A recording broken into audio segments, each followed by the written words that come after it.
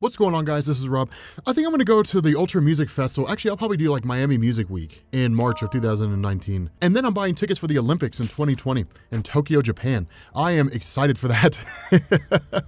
We doing this shit, baby. Anyway, we are covering Heroes in Crisis, DC's Heroes in Crisis event. So this it's really like a highly anticipated event. Here's one of the things to bear in mind, guys. For those of you guys who are new to DC Comics, whenever a story with the word crisis gets thrown out of there, people initially basically think that it's going to be like a cosmic event, because historically speaking, that's always been the case. Like when it comes to these major cosmic events, really it started with Crisis on Infinite Earths, 0 Hour Crisis in Time, then it became Infinite Crisis, then Final Crisis, but you also had Identity Crisis in there, which was the first time that you had an event like that wasn't cosmic in scope, which means to say it didn't impact the entire universe, like it wasn't being destroyed or something along those lines. And this is another one. This Heroes in Crisis doesn't deal with like the end of the world. It actually deals with like how superheroes function and what they do when they're basically suffering from PTSD. And this is cool because what this does is it initially picks up with Booster Gold, and there's really no better character to pick than like somebody like him that's dealing with, essentially like crisis level events. Because we know from the most recent story, for example, in Detective Comics, that Booster Gold had the idea to like save Batman, to basically like give him like the gift that Booster wanted to give Batman was like the perfect life. And so he went back in time and saved his parents from being killed, and that caused all kinds of problems because then it turned out that like, his parents ended up being killed anyway. And so it's kind of crazy when it comes to Bruce Wayne's whole idea and Booster Gold trying to do the right thing and so on and so forth. And so what this does is it initially switches over to Harley Quinn. Now, these are a series of interviews that DC kind of throws in there for the purpose of establishing what Sanctuary is. Now, we know by definition from the various stories that we've seen that Sanctuary is where the heroes go when they're dealing with a crisis of sorts, when the overwhelming aspect of being a hero becomes too much for them to bear. Sanctuary is where they're supposed to go to, but it's largely been ambiguous up to this point. We didn't really know what Sanctuary was about. We didn't know if it was spearheaded by some doctor somewhere. We didn't really know if it was just an organization where superheroes just sit down and talk to other superheroes, and that's it. There is no exterior source out there. There's no doctors or, no medicine or anything like that. We didn't really know how that worked. And so Harley Quinn's interview here, I guess her talking point really just kind of comes with the nature of her character and saying that like she's familiar with trauma because she used to be like a psychologist or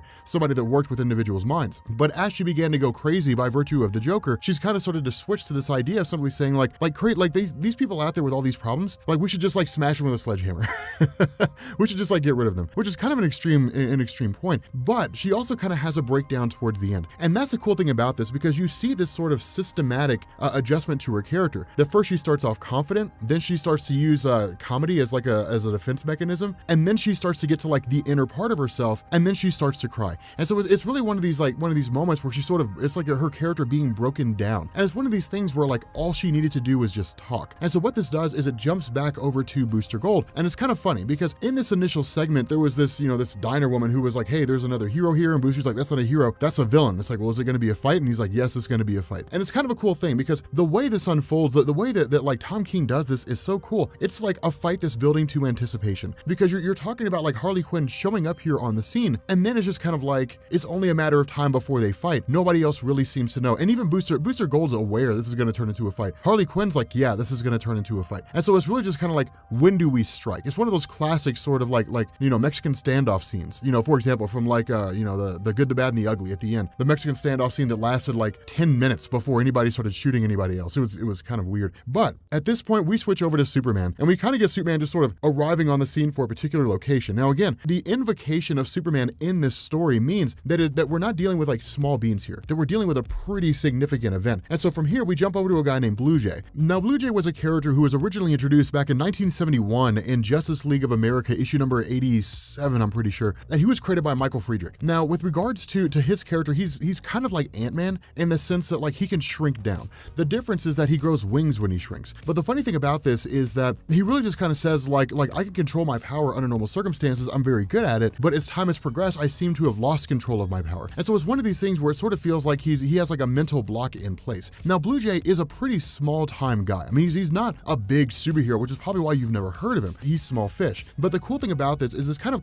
Tom King telling us that the struggle of being a superhero isn't relegated to just the big guys, right? It's not like, the struggle of being Superman, the struggle of being Batman or Wonder Woman or Aquaman or something like that. It affects everybody in some form or fashion, big and small, which is actually a pretty cool idea. It's very akin to like Civil War from Marvel Comics, those of you guys who read that, where you basically had like everybody from the top, the big guys, Captain America, Iron Man, so on, all the way down to the bottom with like heroes for hire who were basically experiencing this rift in the superhero community. So it's kind of a cool concept. But from here, of course, the fight breaks out between Harley Quinn Quinn and Booster Gold. And it goes exactly as you would expect it to. I mean, for the most part, Booster's able to hold his own, but Harley Quinn's driven by absolute insanity and madness. And so when she starts lashing out, it's just kind of like, look, she's not going to stop here. I mean, she's just sort of lost her mind in the moment. And so what we end up doing is switching over to Batman, to Superman, and to Wonder Woman. Now, this is basically the Trinity that we're dealing with here. And that really seems to be what the story's boiling down to in a lot of ways. Can we also just say here, this is an amazing drawing. Clay Mann's the one who's doing like the art for the comic, and it looks amazing. Like, I would want this framed without the speech bubbles. Like, just the picture and no speech bubbles. Dude, I would love that. Like, have that and frame it in my house. It would be amazing. Anyway, with the Trinity of DC Comics, it's one of the important things. When you're talking about what's basically a whodunit murder mystery, the Trinity is oftentimes invoked more than anybody else. And the reason why we call them the Trinity is because they're kind of like the if there was such a thing, the 1-2-3 punch of DC Comics, really the comic book industry. Batman, of course, is the original anti-hero, Superman's the original superhero, and Wonder Woman is the original, like, you know, female empowered superhero. And so you take all three of these things and it's like, these are the top three heroes that DC has. But them arriving at Sanctuary is predicated on the idea that someone's been going around and killing superheroes. That you basically end up having like this field full of bodies. You've got like, you know, some of whom are small time guys, some of whom are pretty big guys, but they've all basically been killed off. And so what we end up doing is having Superman enter into this house only for us to find the two biggest players in the DC universe so far who have been killed off: Arsenal, Red Arrow, and the red-haired Wally West. And this is actually pretty big, because the question is, who the hell killed him? Like,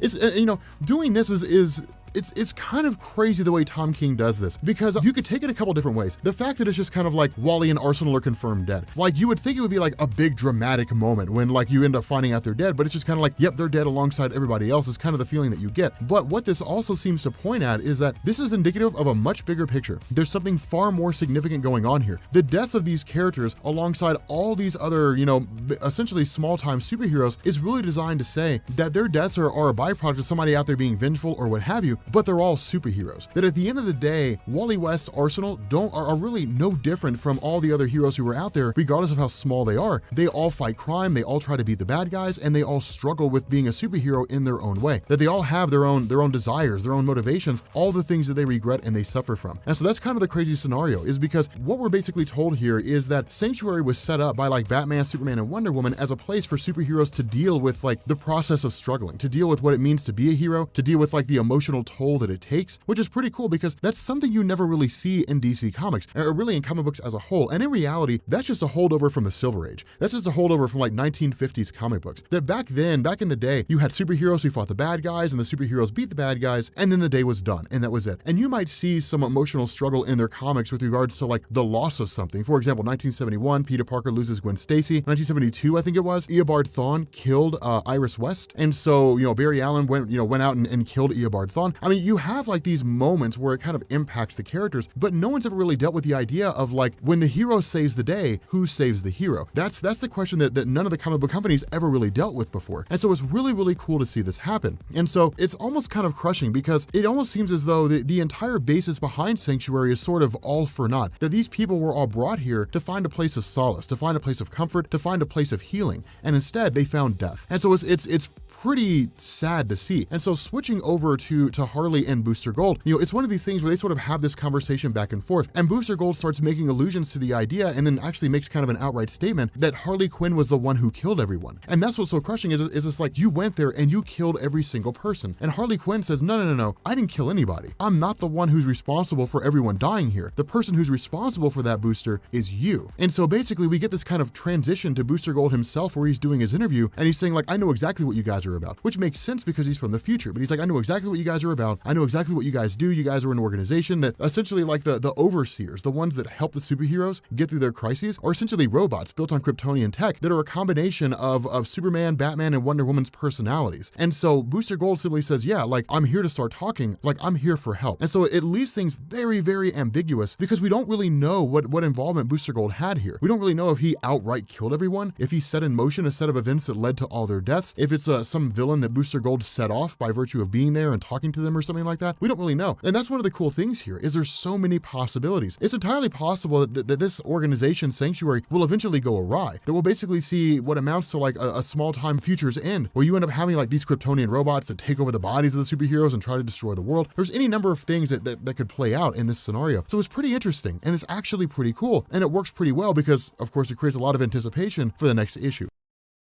Okay, so we're covering part 2 of DC's Heroes in Crisis, and as I read through this, I started thinking about something, and I have a theory, and I'll run over that theory at the end of the video. I have an idea on who it is that's behind it. But anyway, so as we know with Heroes in Crisis so far, Wally West and Arsenal are like the 2 big heroes to die. I mean, we know that like the Heroes in Crisis event centers on the creation of something called Sanctuary, but Sanctuary was a place where heroes and even sometimes villains could go to like get the burden off their shoulders. It was a place for those who have powers where they could go and basically not keep all their emotions and thoughts bottled up and push them towards like a breaking point, because that's one thing to bear in mind. A lot of the heroes who are out there are masked heroes. They have dual identities. They really can't just like walk into a psychologist's office and say, hey doc, I got problems. I'm Batman, and I really struggle letting people know that because I'm walking this balance line of being like Batman and Bruce Wayne. By the way, please don't tell anybody, because all it would take is just like a judge with a court order to make that information come out. I mean, they'd have to give it up. And so because of this, they needed a place where heroes could go and talk. They could essentially, quote unquote, confess their sins, take that burden off their shoulders, and go back to being heroes again. The whole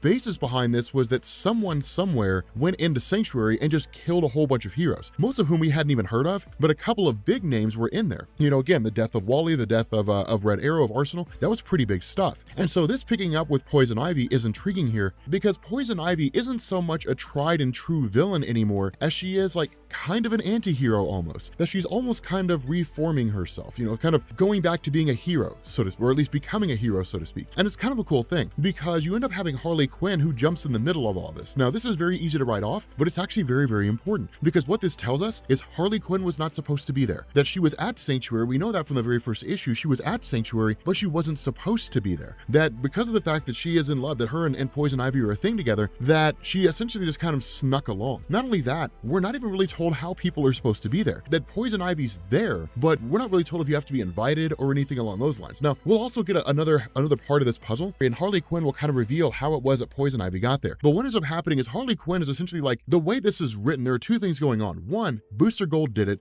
2, it looks like Harley Quinn did it and tricked Booster Gold into believing that he did it. That's kind of how this seems to unfold here. And Harley Quinn showing up at the lair of the Penguin is basically like, hey, look, I need a place to lie low for a while. And this is the other cool thing too. This is what I love about Clayman. A lot of times in comic books, for those of you guys who are new here, a lot of times in comic books, you'll see different villains drawn different ways. And sometimes you'll see them drawn in a way where it's like, that looks kind of ridiculous, right? Like you think of Oswald Cobblepot and you think of like the Penguin from like Batman the Animated Series, where he's more like to do, you know, he's more kind of pomp and circumstance, and he looks very put together and very like, you know, high end and very luxurious. That's kind of how his character comes across. But then you think about what the Penguin would actually be like in a city like Gotham City, and it's like, no, he would be an absolute disaster. And that's how Clayman draws him. And it's just kind of cool to see, you know, it's kind of interesting. And Harley Quinn basically tells him, look, like I have everybody coming after me right now. This is one of the most important parts of the story, this part that we switch to next. This is why Tom King is so cool. So Tom King, so the way this plays out is it's basically like it's this kind of discussion back and forth. Superman's like, Batman, you know. Batman's like, no, I don't know. And Wonder Woman's like, you're Batman. Of course you know what's going on here. Like, you know how this guy died. And Batman,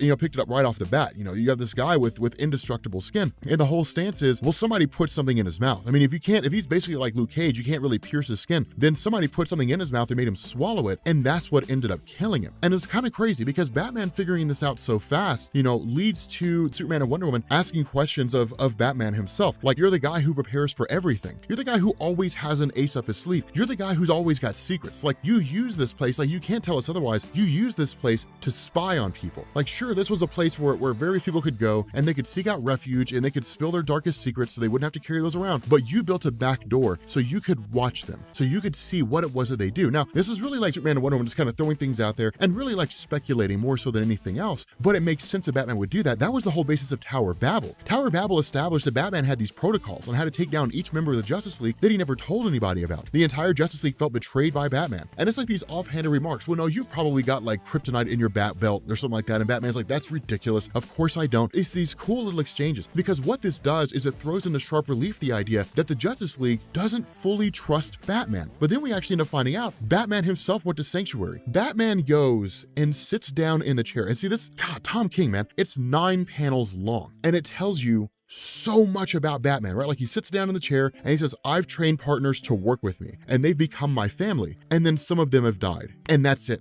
That's all you get. And he just sits there and then he breaks down and cries and he says, I'm sorry. And it's just like, holy shit. It's one of the coolest things about, like, people who love Batman will tell you it's one of the coolest things about Batman. And maybe you have to be a Batman fan to really be able to grasp it, but it's like, this is the guy who never tells anybody anything. It's like this incredibly human side of Batman that you never get to see. But from this point forward, we pick up with Booster Gold. Now, Booster Gold is one of those guys who's as much goofy as anything else. Like, he's as much kind of a hassle as anything else. Because remember, he's basically a fraud, right? Like, he's a guy that never did anything with his life. He got time travel powers or time travel technology, jumped back to the 20th century and is like, yeah, in my time, I'm a hero. I'm Booster Gold. And just kind of like hoodwinked his way onto being part of like Justice League International and so on and so forth. But he's a guy who's more apt to screw things up than he is to do things right. And so we're actually going to kind of take things out of order a little bit, because what you end up doing is kind of jumping back and forth between Harley Quinn and Booster. We're actually going to kind of clear this up because the two are separate and they don't really cross over here. But what ends up happening is Booster sits around and says, okay, so like I'm probably the one who did this. Harley Quinn tells me I'm the one who did this, and I'm pretty sure I'm the one who did this. So I'm not really going to tell anybody that I'm the one who did this, but I'm going to solve the crime so that once people find out that I did it, well, I'm also the guy who solved everything. So they'll just say, hey, 6 in one hand, half dozen in the other, and we'll go ahead and let it go. That's how Booster, that's like a classic Booster Gold thing. I screwed up really bad here, but I fixed what I screwed up. So that means everybody will forget that I screwed up in the first place.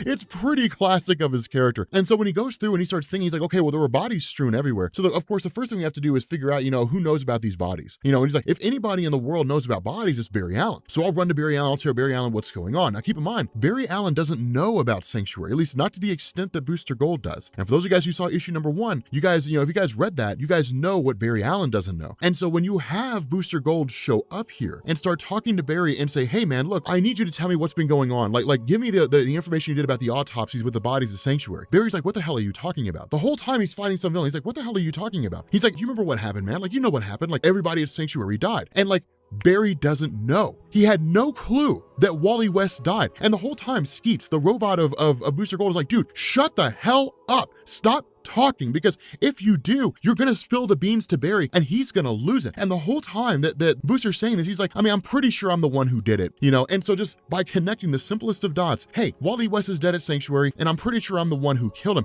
Barry races off. Like he's out in the time it takes for Booster to finish a sentence. Barry is there and back again. And he even asks, he's like, how long do you think it'll take him to analyze the bodies and get back? He's like, well, considering he's the fastest man alive, probably pretty quickly. And Barry comes running in with the wrath of God and just punches the hell out of Booster Gold while he's crying and just screaming, what did you do? It's so cool. This is why I love Tom King. Tom King's amazing at writing heroes. And when he writes this, it's like it's the super emotional Barry Allen, because he basically had the beans spilled on him by a guy who didn't fully grasp the reality of the situation, who's just kind of flying by the seat of his pants being a superhero, and really seems to be very cavalier about throwing that information out there to Barry, which is kind of surprising considering how much Booster Gold knows about Barry. And so when that information's thrown out there, Barry is an emotional wreck and absolutely loses it. And who the hell knows what'll happen after this? And so picking up with Harley Quinn in turn is playing Go Fish with a penguin, which it's Harley Quinn. Nobody ever said she was sane. So Harley Quinn's playing Go Fish with a penguin.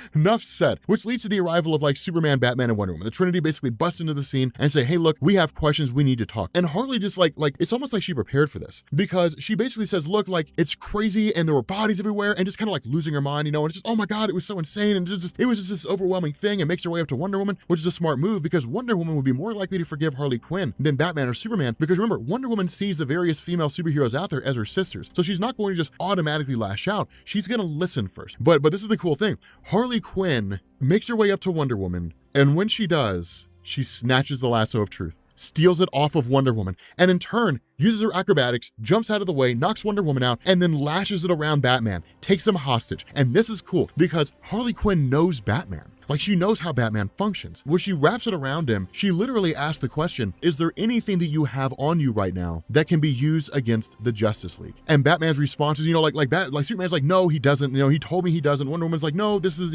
nobody wants to believe it. Batman's response, there's kryptonite in my bat belt. It's in the third pouch on the left, and it's in a lead container. Bam. Batman's a liar, lied to Superman right to his face. And Wonder Woman had to have suspected it because she's not in denial. She's not like, oh my God, really? Did you do this? She's just kind of like, Batman, yet again, more lies, more trickery from the Dark Knight. And in turn, like, she grabs the kryptonite, breaks it out, uses it as a way to distract Superman and just races off, and she's gone. Wonder Woman in turn, of course, turns to Superman, turns to Batman to tend to him to make sure they're okay, because she would take the more logical stance and say there'll be time to catch up to her later, which gives Harley Quinn the out that she needs. But this is yet another instance where Batman is lying to the Justice League, lying to his friends. The same thing as always. Batman lying, Batman being deceitful, and Superman kind of brushes it off in the moment, but it's also one of these things where it's like, I guess it's kind of expected, but like the statements he makes here, it's like, man, she's good.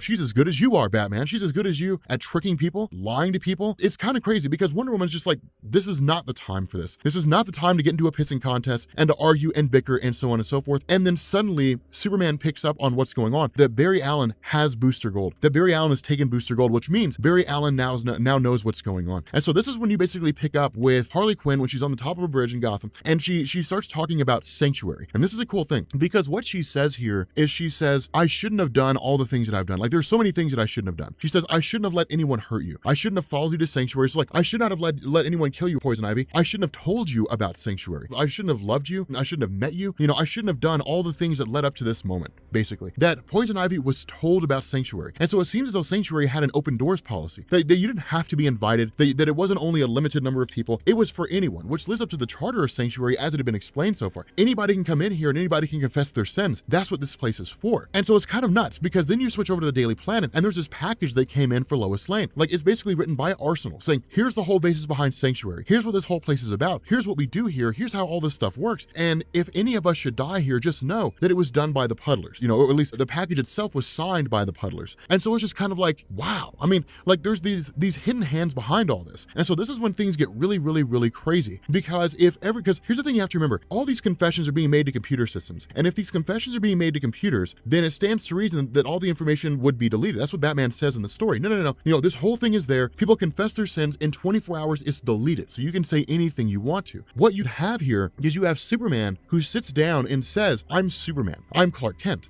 I was raised as the Kents in Smallville, and then I learned my own history. I learned the fact that I come from Krypton, that in the presence of a yellow sun, that I have what amount to basically godly powers, and that I lead a dual identity. Sometimes I don't really know who I am. Sometimes I don't know if I'm really Clark Kent or if I'm really Superman. And that's why I made the identities so similar to each other by just taking off these glasses and putting them back on, because if I made them too extreme, I would get lost in my identities. I wouldn't know who I actually was. But it's something that he fears. It's something that he's afraid of, that he'll lose his way. But Superman just confessed his identity to a recording device that could very well have been infiltrated and could very well have been taken over. Now, to what happens with this recording device, I have no real idea. I mean, it'll probably come out that their identities are revealed to the world and so on and so forth. But in terms of who it was that killed everyone, in reality, if I'm a betting man, I would say this is being done by Psycho Pirate. Because from what we gather, we don't know what happened to Psycho Pirate. I mean, we know, but we don't really know. The last time we saw Psycho Pirate was during Tom King's Batman run in the I Am Suicide story, and like Psycho Pirate was serving alongside Bane, and then Psycho Pirate was taken by Batman in order to undo the damage that was done to Gotham Girl. But then, like, that's it. Like as far as we're aware, I mean, he wasn't killed. He's not dead. He's just out there somewhere. And it's entirely possible that if Batman sits down and Batman says, let's create Sanctuary, then Batman would have to answer the question, what do we do with those who don't want to talk? Like those who come here,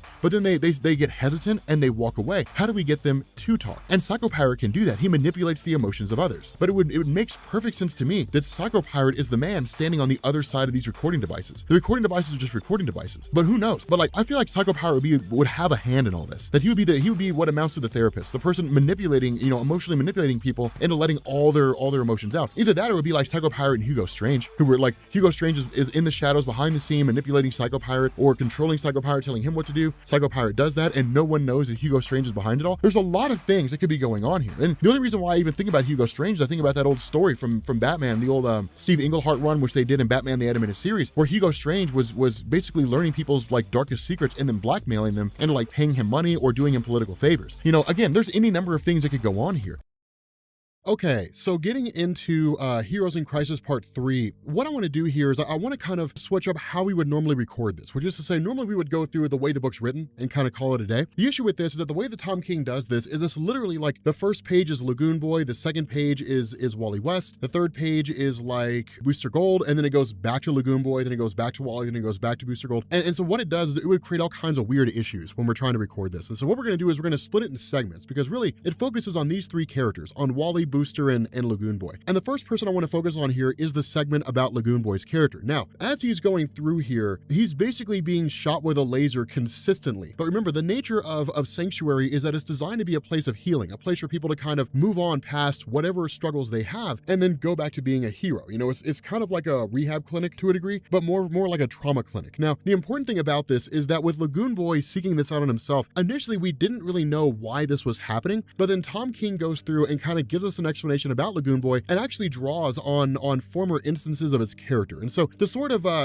wind the clock back a little bit, you know, what Lagoon Boy tells us here is that as he's doing this, what he's doing is hearing the screams of various, you know, members of the Titans that he had fought alongside and who were severely injured in a variety of different ways. You know, for example, one of the characters, Power Boy, was injured. He hears his screams in his mind. He hears the screams of like a character named Barda. What this does is it kind of goes back to the origin of Lagoon Boy and then the attempts of DC to like branch off the Teen Titans title. Wind the clock back to 1998, there was a guy named Eric Larson who took over the Aquaman series. Now, Eric Larson's Aquaman run was written after Peter David, and a lot of Aquaman fans hated the Eric Larson run. But in reality, it wasn't really Eric Larson's fault, right? Like it was more of like an editorial mandate, which is to say that under Peter David, the writing of Aquaman was pretty dark and it was pretty heavy-handed. And so coming out of that, it was make Aquaman lighter. And the result was that in a lot of ways, the run of Eric Larson came off as kind of campy. Now, Lagoon Boy was introduced in issue number 50, and the idea was to form a group that was called the Surface Lovers. I think it was what it was called. But basically, it was Lagoon Boy and a couple other people who essentially took to kind of like going against Atlantean ways, and then just kind of being more of like a bridge, kind of serving the role as Aquaman, where they were kind of like a bridge between the surface world and Atlantis. Of course, didn't take too well with the Atlantean people, but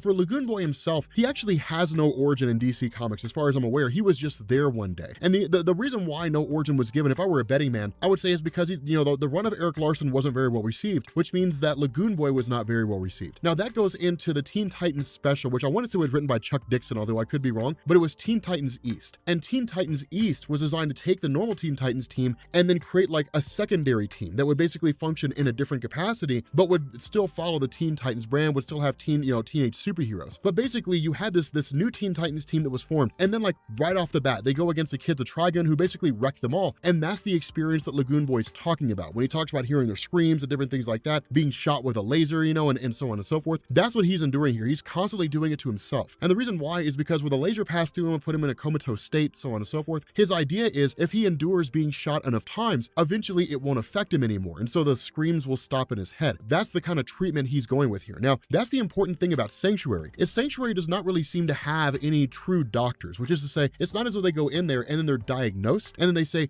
here's what you need to do to fix your problem. Instead, they go in there and they're just kind of left to their own devices and they stay however long they need to stay until that trauma is essentially remedied, which, as you guys can imagine, can cause all kinds of different problems. And that's what Lagoon Boy endures, is constantly being shot with lasers. Now, of course, there comes a point where he simply says, stop, I'll come back tomorrow and we'll continue the process again. But that's basically what he's doing, is literally injuring himself under the idea that eventually he'll become immune to it, or it won't faze him anymore, it won't bother him anymore. And the belief is that when that time comes, he won't have to worry about the voices in his head or anything like that. Now, switching over to Wally West, things are a lot more straightforward here. One of the things to bear in mind when it comes to classic Wally West is that he's been stuck in the Speed Force all this time. When the events of New 52 happened and everything was rebooted and classic Wally West was nowhere to be found, when Rebirth started, DC answered the question of where's classic Wally West been by saying he's been stuck in the Speed Force, and Barry Allen was finally able to bring him out by remembering him. And so ever since then, classic Wally has been getting his memories back slowly and steadily, and that means he's been learning about his children, Jai and Iris. He's been learning about Linda Park, the fact that they were married. But that's not the case now.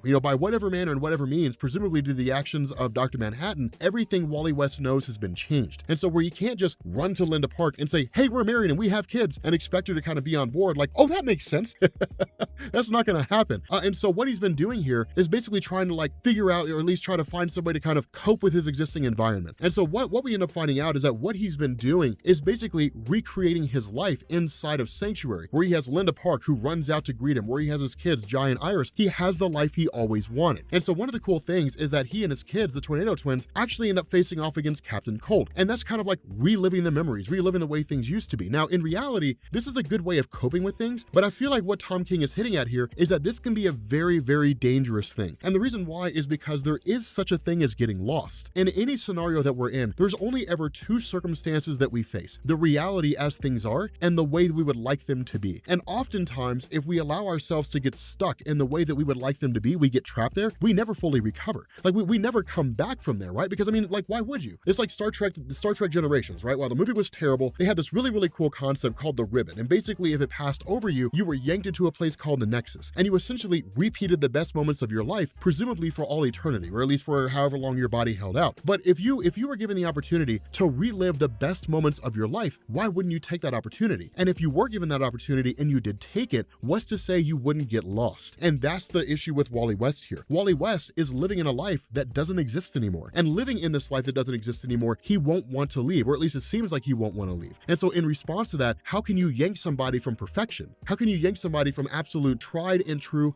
happiness? This is the life he always wanted. He has his wife, he has his kids, he has the things that he lost that he wants back so dear. But the problem is that he's not facing the reality of the situation. The reality of the situation is that his family's basically gone. And maybe it's one of these things where if it had been allowed to play out, that Tom King would have written it out in such a way to where Wally West would have just been able to say goodbye. I have to let you go. Now remember, Wally was told by Professor Zoom, he was told, hey, like, your kids are alive. Like, your kids are alive and they exist out there somewhere. So Wally is most likely on the hunt for them, or will be on the hunt for them at some point in time. But it's one of the interesting things, because the way this is written, it almost seems to kind of ignore that idea, right? Like, it almost seems to kind of ignore the notion that Wally's aware of his children's true existence, because then the question would be, if he does know they exist, why isn't he out finding them? So again, these little tidbits are kind of, a little bit of conflict going on there, but nothing outrageous. It's just kind of Wally living this life that ultimately it doesn't seem like he'll want to let go of. Now for Booster Gold, his segment of the story is a lot more straightforward. He's a guy trying to figure out what in the heck is going on. But here's the issue with this. So Booster Gold has always had two parts to himself, right? Like, there's the Booster Gold as the hero and the Booster Gold who's a liar. The Booster Gold from, like, as he exists, like, he's basically a con man, right? Like, he took technology from the future, traveled to the past, and is like, I'm the greatest hero in the future, and then just kind of purported that idea in the present day. The issue with that is that Booster's been living with that lie the entire time. And so that's kind of the thing. Like when he goes through, we kind of get this explanation of what's going on with regards to the nature of Sanctuary, in the sense that when this issue first opened up and Booster Gold first arrived at Sanctuary, he was met by basically what appeared to be Ma and Pa Kent and Lana Lang. Now, the inclusion of them is not accidental. Sanctuary itself was built using the technology of Superman, the ingenuity of Batman, and the hope of Wonder Woman. But when it comes to the character of Ma and Pa Kent and Lana Lang, they hold a very particular place in DC Comics, not just with Superman, but with DC Comics as a whole. And what I mean by that is that Jonathan and Martha Kent kind of represent the greater wisdom, the people who kind of impose these pearls of wisdom on us. That was the nature of Jonathan and Martha Kent, helping Superman become more than just a guy with powers and become something that represented hope for humanity. Lana Lang plays a very important role because she was the first person to recognize or to learn the powers of Superman and taught him how to use them. So she was very much kind of like a younger guiding hand for Clark Kent, as opposed to the pearls of wisdom that were instilled on him by Jonathan and Martha Kent. But with the nature of Sanctuary itself, what it does is it basically changes your environment using Kryptonian crystals, and then allows you to use whatever you need to do in order to get past things. For Booster Gold, he's facing himself. That Booster himself has a lot of unresolved issues here. Now, these aren't really delved into too far in this. It's just kind of like, hey, basically everything you do screws up. Why? Well, because you're not doing it for good reasons. You're doing it because you're trying to prove that you're an actual hero. And that's the nature of Booster. And those are those two diametrically opposing views that his character represents. On one half, you have Booster Gold who wants to be the hero, and on the other half, you have Booster Gold doing everything to show he's a hero, when in reality, he's not. He's a con man. He doesn't think like a good guy. He thinks like, how can I prove that I'm a hero by doing this? He's basically trying to fix what's not broken. And so what that does is it creates all kinds of problems for his character. Now, before any of this goes on, before we really get any, huge explanation on what's happening with these guys, suddenly alarms start going off. And when they do, Lagoon Boy's killed. He's one of the people that's killed. Wally races out only to find that, of course, Red Arrow, Arsenal, whatever you want to call him, Roy Harper, is basically dead. And the person overlooking it all is Harley Quinn. And Harley Quinn cracks Wally West over the head with a mallet and kills Wally West. And so it's just kind of like, okay, well then Harley Quinn, of course, was the one who killed Wally, presumably is the one who seems to have killed everybody else. It's kind of intriguing and it's kind of interesting because we don't really know exactly what direction things are going. And it's one of these scenarios where it's kind of like vantage point, right? Like all these things are happening, but we're looking at it from different perspectives, trying to figure out who's ultimately responsible for the death of all these characters. Okay, so picking up with Heroes in Crisis Part 4, God, we're kind of behind. We need to get caught up. Like, I let everybody in the comic book YouTube scene get ahead of me.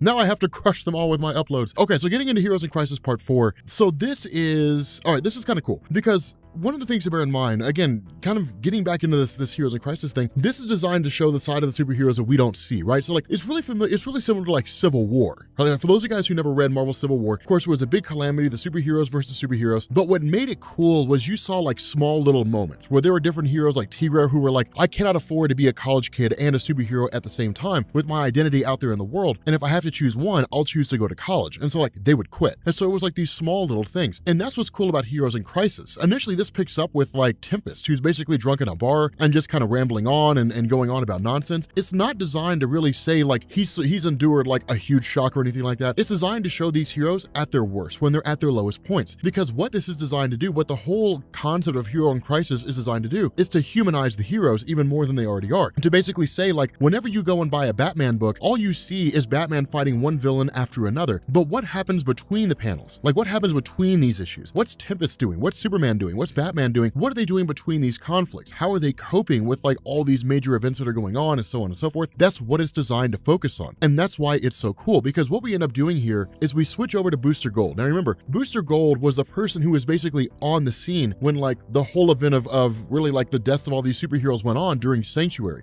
He woke up, Harley Quinn was there, but as far as everybody's aware, they believe that Booster Gold was the one to do it. And so what he ends up doing is basically taking this kind of lasso test where one woman puts a lasso around his hands and where he basically divulges everything he saw. And what he says really kind of, it's really cool for Tom King to do this because it kind of catches us up. But what he says is basically like, I was there, I made a confession just like everybody else, and then like all hell broke loose. And that's basically it. Like, as far as I know, Harley Quinn was the one who did it because like I came out there and like everybody was dead. Harley Quinn had this bleeding mallet and then she started hitting me with it and then I woke up later on. And that's it. That's all he really knows. I mean, that's one of the things to bear in mind is that when it comes to Booster Gold, he's kind of the perfect culprit to blame if you're the person who committed all these acts. Because remember, Booster's entire superhero antics are shrouded in fraud. He's a guy from the future who dreamed of being a superhero after being basically a nobody. He stole a whole bunch of technology from a museum. He traveled back to the present day and said, I'm a hero from the future. Once that was found out, he was just kind of like, okay, whatever. This guy's not really much of a hero at all, but he still kind of went along and did various hero antics. But he's really just kind of like the class clown, the goofball, the one who's more inclined to screw things up than to get things right. And so if you're a person who's going to commit a crime, no one sees what it is that you've done, and Booster Gold happens to be there, he's the perfect guy to blame. And so this is when the plot thickens, because what we do here is we switch over to Lois Lane speaking with Superman, talking to Clark Kent. And what she basically reveals here is that she's been getting information. She's basically been getting the video files, these confessions that people have been making, they've been sent directly to her. Now, she of course is kind of operating under the assumption that if they've been sent to her, they've been sent to other people. But remember, Lois Lane is a reporter. And so for her, it's the story that really seems to count. And that's one of the kind of things that Tom King really draws here, is he almost kind of draws this idea that for Lois Lane, it's the story first and then everything else second. But it's not necessarily that way, because the case she makes here is someone's going to drop this scoop. My source gave me these files. The implication seems to be that somebody else or other people have the files or could get the files besides her source, or at the very least, her source got the files in such a way to where they could be leaked to the public. And so her idea is we have to make this story public and we have to make it fast, because if we don't, somebody else will do it before I do, and they won't be unbiased. They'll put a slant on it. And it'll be things like, are superheroes trustworthy? Are superheroes good guys? They'll do it in such a way to where it has a political leaning, where I, as Lois Lane, can do it in the most non-slant way possible. And so that's why it's one of the cool things that kind of goes on here, is because it's the question of, does Lois Lane have a moral obligation to publish this story, given its very nature and the fact that if somebody else does it, they'll do it in what could be a negative way. It's possible they could do it in a positive way. But remember, when it comes to the superheroes in DC Comics, there's a lot of negative slant towards them. They're not inherently bad, and it's not like society as a whole views them as a negative, but it's one of these things where the news exists to sell itself. And so if the news can be sold told in such a way to where it can be done in a negative fashion and people will eat it up more likely than they would be if it were done in a positive fashion, then that's what they will do. And so again, it's kind of a funny scenario, because then what you end up doing is picking up with Batgirl and Harley Quinn, and the two of them literally just start immediately coming to blows. Now, there's a couple reasons for this. One, because it's Harley Quinn and Batgirl, and two, because Harley Quinn is basically on the run here. That seems to be the indication throughout this whole story, is she's essentially like fleeing for her life, because for those who have been investigating this whole thing and those who are looking past Booster Gold as the immediate suspect, that makes Harley Quinn public enemy number one. It makes her the number one suspect, so she was quite literally caught with blood on her hands with the whole thing that was going on in Sanctuary. And so with Batgirl showing up here, of course, the kind of discussion is, look, I'm not really here to bust you or anything, like I'm here to help you, I'm here to try to figure out what's going on, so on and so forth. And so the two of them kind of calm down and sort of hug and then go from there. But it's kind of interesting here, because what this ends up doing is sort of switching over to Blue Beetle. And this is kind of a cool little thing here, because remember, Blue Beetle and Booster Gold are two peas in a pod. They're the best of friends. And one of the things that really gets talked about here with Blue Beetle is that exact thing. When Ted Kord is going through here and he's talking about these different concepts, one of the things that he hits on is his friendship with Booster Gold. And that's why he says, like, I put Booster Gold first. Like, I trust Booster Gold. If he says he didn't do it, then I believe him. But it's a very important thing here, because as he goes through and kind of talks, he talks about the nature of what it means to be a hero, right? Like, you're effectively surrounded by death and suffering all the time. That's the nature of what it means to be a superhero, is that heroes, various heroes die all the time. And that's why this story is so cool, is because DC Comics on the whole largely focuses on like the popular heroes, the cool kids table. That's basically DC. You don't really see what goes on in like the band geek table or like the comic book nerd table. You don't really see what goes on those little tables over there. But we're kind of left to assume that they're heroes, they do things, and some stuff happens, and they sort of go about their business, and they go to bed, and all that kind of good stuff. But you don't really hear their story. You don't see which one of them die. You don't see which one of them lose friends. You never really learn about that. With Blue Beetle here, he's kind of like, that happens all the time. Like in that table over there, they lost 4 or 5 guys in the last 3 weeks. You look at that table over there, well, they've lost 10 guys in the last year, but you never hear that story. But when he says he's a superhero, he's sitting at the tables just like everybody else, surrounded by all these different tables of all these different heroes. Some come and some go, and it's just the nature of the beast. And it's kind of like, how do you get past that? How do you learn to cope with it? And the response he gives is, it's just the way it goes. It's just the nature of the beast, how this whole thing happens. And so that's why he says, when things get hard and things get tough, Booster Gold is the one that he goes to. And that's why it's kind of cool, because for all the benefit that Kord Industries does in terms of providing a kind of financial back end to the building of Sanctuary, to a lot of the different things that go on, at the end of the day, Booster Gold and really Blue Beetle are still kind of considered to be outliers. They're heroes, but they're not really heroes. You know what I mean? Like, they're not really part of the Justice League. Like, they're there, but when people say, oh my God, we got to get a hold of the Justice League, nobody thinks of Blue Beetle. Nobody thinks of Booster Gold. They're just kind of heroes who were there, and like, they serve a purpose occasionally. Even in the real world, reading comic books, it's kind of an on-running joke. The most significant moment in Ted Kord's life was getting shot in the head. Like, I mean, it's just one of those things that you kind of get when it comes to comics, is just sort of the guys who were down there. And so that's why things get sort of crazy, is because what happens here is we basically pick up with Superman when he's speaking directly with Batman and Wonder Woman. Now remember, they're the ones who made Sanctuary, right? Like, Sanctuary uses the technology of Superman in terms of, the available technologies and the Fortress of Solitude that can create like holograms, illusions, different things like that. So it uses that technology with regards to creating like holograms and so on, coping mechanisms, different things like that. It uses the ingenuity and the money of Batman in terms of how to pull it all together. And of course, it's all based on the empathy of Wonder Woman and her ability to like understand other people's pain. So between the Trinity, they effectively built Sanctuary. And so it makes sense that with things popping off, the three of them are talking. But Superman shows up here and says, look, there's something that I have to make you guys aware of. And when the question is what, the response is, Lois Lane is going to go live with the story about Sanctuary. She has all the various data logs. Now, of course, Batman's response is, that's not possible. They should all be gone and deleted. And remember, that makes sense, because what you're talking about here are confessions of superheroes, and no one knows what they're going to say. When Wonder Woman did her confession, she talked about killing Maxwell Lord. When Superman did his confession, he talked about dying. When Batman did his confession, he talked about having his back broken by Bane. These are the innermost thoughts of people of various superheroes being recorded on these data logs. Things they would never share with the world. Things they don't want anybody else to know. Their deepest, darkest desires, their deepest, darkest confessions, all are being made on these data log tapes. And that's why they're supposed to be deleted almost right off the bat, so that nobody can ever get their hands on them. But what seems to have happened here is, by one means or another, someone got their hands on all these different videotapes. And when the question is asked, when is Lois going live with the story, Superman says, well, that's why I'm telling you, it went live 33 seconds ago. And so it's just like, Wow. So basically, like, all this information is now out there about the superhero community. All these confessions are now out there. It's literally throwing everything out there into the world and taking all the deepest, darkest secrets, especially with Batman. When Batman sits down and says, like, I've had a desire to kill heroes before. Like, I've had a desire to eliminate them, to destroy them, to wipe them off the face of the earth, but I can't do that because it goes against everything I stand for. Like, with those confessions being made and thrown out there, they're available for the world to see, which is going to fundamentally change how the world views superheroes.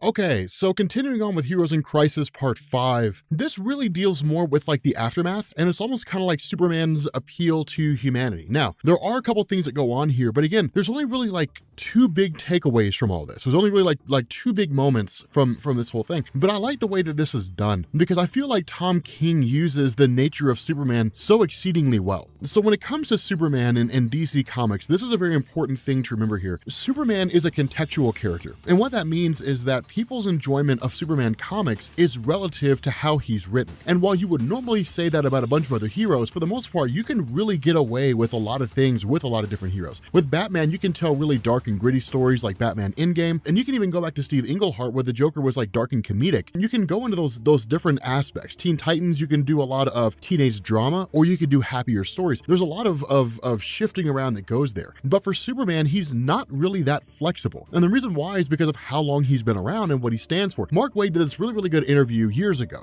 This was probably, I don't know, maybe 10 years ago. And what he said was the reason why Superman is so popular, why he stands the test of time, is because he's everything to everyone. Like every generation, Superman is whatever that generation needs him to be. So like during the 60s when it was all anti-Vietnam War and the hippie movement was at the height of its popularity, Superman was kind of a reflection of that. He was anti-war. It was always that way. It's always been that way with his character. That's kind of how he maintains his relevance. And so one of the worst things you can do with Superman is try to kind of like force him into a role that's just not very appealing, that's not really in the nature of his character. But Tom King does that exceedingly well. And so one of the funny things about this is that it initially picks up with like the really kind of the aftermath of this article published by Lois Lane being sent out to the world, basically showing like all these revelations and all these statements and all these admissions and different things like that were all brought to bear by the various superheroes who were out there making their admissions within the confines of Sanctuary. And so in response to this, Superman immediately addresses the crowd. And there's a reason why it's Superman. The in-universe landscape in DC Comics, Superman's the most respected superhero on the planet, right? Like his word is beyond contestation. That's the nature of his character. That's the nature of how he functions within, on Earth within DC Comics. Is it's like the one guy you don't question. And it's the one hero that like everyone has respect for. The villains respect him, the heroes respect him. Even if they don't like him, even if they fight him all the time, they still respect him. And so it makes sense to parade him out and be the one that basically says things. Because for the most part, when you're Superman, shy of somebody running up on you with kryptonite or like Doomsday, not very many people out there are going to be able to like challenge you. I mean, the number of people who can legitimately challenge Superman on Earth, you can probably count on one hand. And so with that being the case, it's not really like Superman is much of a challenge. And so there's not really a whole lot for him to lose. And so he's just kind of out there talking to everybody. And what he basically says is that he's prepared a statement for this whole thing. And what he essentially says here is that like the basis behind Sanctuary is that one, he acknowledges there was an incident that a bunch of metahumans were killed and that the prime suspects here are Harley Quinn and Booster Gold. Of course, if you guys are curious about that, feel free to watch the previous videos. But in response to this, what he basically does, while you have like Booster Gold and Blue Beetle essentially like investigating the whole crime scene, which we'll talk more about that here in a minute, Superman kind of makes this statement and basically says the whole basis behind Sanctuary was that it was supposed to be a place where heroes can go to essentially recoup from all the things they've experienced. And it's basically Superman saying like, these are just people. And that's kind of the cool thing about it, is because from the way that comic books are traditionally written and the way the superheroes are traditionally done, they almost seem like gods among men. And for the average person walking around, it'd be difficult to differentiate between the two. And it's kind of a funny thing because even Batman made that case in the story that Tom King wrote, where you had Batman serving jury duty and he was questioning, Bruce Wayne was questioning the nature of the Batman concept and said that people call Batman God because Batman saves them where God does not. And so if that's the case, then they have to consider Batman God, because if that's not true, then how do you justify a man that saves him? It's this really cool introspective look at the character. But on the whole, across the board, it's usually been done in such a way that the various superheroes save the world from multiple threats. And humanity, whether they want to admit it or not, looks to those superheroes to save them, and oftentimes forgets the idea that they are just people. That more often than not, with the exception of Superman, Martian Manhunter, maybe one or two other people, that they were born on Earth, and they were born to parents, and their parents raised them to become productive members of society, and they're just trying to make their way in the world as best as they possibly can. And people forget that. People look at that and they just say like, you're a superhero, your job is to save me. And if you don't save me, it means you didn't do your job. And the idea behind this is to say like, it was a place of recovery. It was a place of respite. It was a place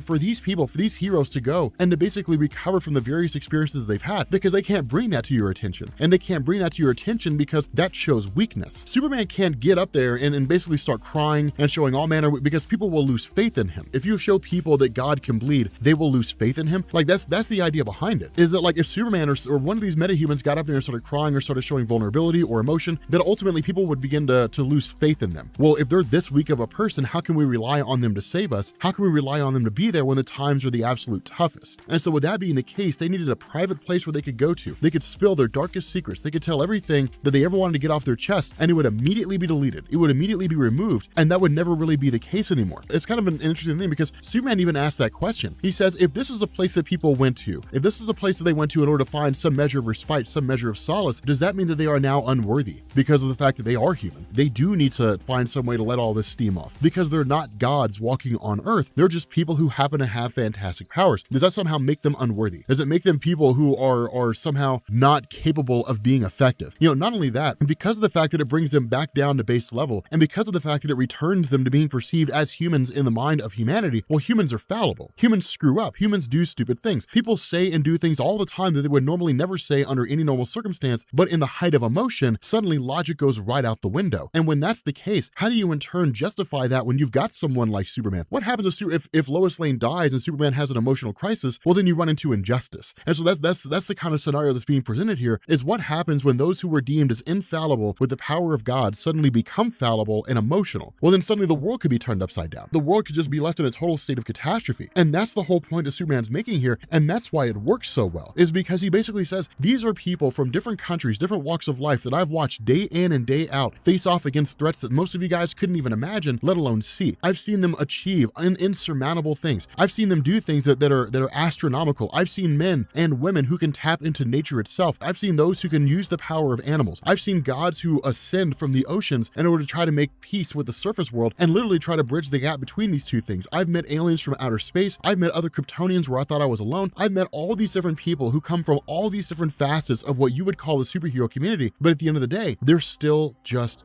people. They know fear, they know love, they know hate, they know all these emotions. And because they know all these things, it's easy to be overcome by them. And that's why it's so intriguing. And that's why it's so fascinating, is because he says that was the basis behind Sanctuary. It wasn't to manipulate. It wasn't to lie. It wasn't to trick. It wasn't to be a place where they could basically say, like, I killed a person and I'm essentially performing the same act as, like, confessing to a priest, and now it can't be used against me. That's not the basis behind it. It's a place for those individuals who have powers but are effectively human to basically deal with the various torments and nightmares they've endured over the course of their entire experience in the superhero landscape. And so that's so awesome, because what it does is, again, it kind of humanizes all these different superheroes. And I've seen a few complaints here and there. It's like, oh, well, here goes DC humanizing heroes again. Well, I mean, yeah, it kind of makes sense. I mean, unless you're saying Batman's not human. So again, it's sort of an interesting concept here to basically see that kind of worked in and to kind of bring them back down. Because to me, I like heroes who are relatable. Like, I like heroes who are interesting. I mean, for all the complaints people will make about DC saying, well, here they go making heroes relatable again, there's an awful lot of arguments about how Superman sucks because he's not relatable. So I like all these different points that are kind of being made here, and it's really, really interesting. But one of the big points that's also kind of made is that Booster Gold basically says, because he's a hero who's so well versed in time travel, he understands the basis behind the rules of time travel, right? Like in DC Comics, you have a kind of set of guidelines, right? Like you've got the temporal authority, whatever it is, like basically a police force that makes sure that a person from the future doesn't get time travel technology and then start screwing up the past and totally destroying the time stream. And so one of the things Booster Gold says is that in order to verify how far back a person's gone, in order to see whether or not a person's actually time travel when they weren't supposed to, what they would do is they would take your RNA and they would compare it to your birthday. And if your RNA was off, if your RNA was not 34 years old and you're actually 34 years old, that's how they would know. And Booster Gold, basically being kind of a shady guy,